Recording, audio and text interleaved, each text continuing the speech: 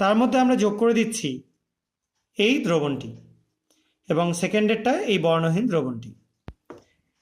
এই দুটোকে at a time আমি যোগ করছি দুটো পৃথক জিনিসের মধ্যে।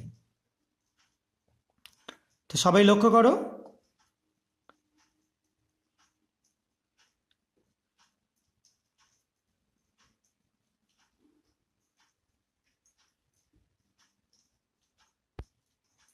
আশা করা যায় দেখতে পাচ্ছ একটা দারুণ সুন্দর কালারেশন তৈরি হচ্ছে।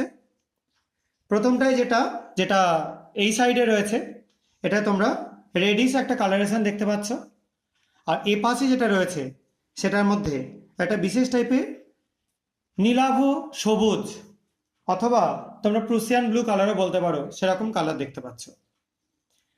তো এই যে জিনিসগুলো হলো বা এই যে রিয়াকশনগুলো হচ্ছে, এর পেছনে কারণ কি সেটা এক্সপ্লেন করবার আগে আমি তোমাদের একটা গ্লাস ড্রপার দিয়ে উপর থেকে কিছুটা সলিউশন তুলে নিয়ে নিচে রিলিজ করে দিয়ে দেখাচ্ছি।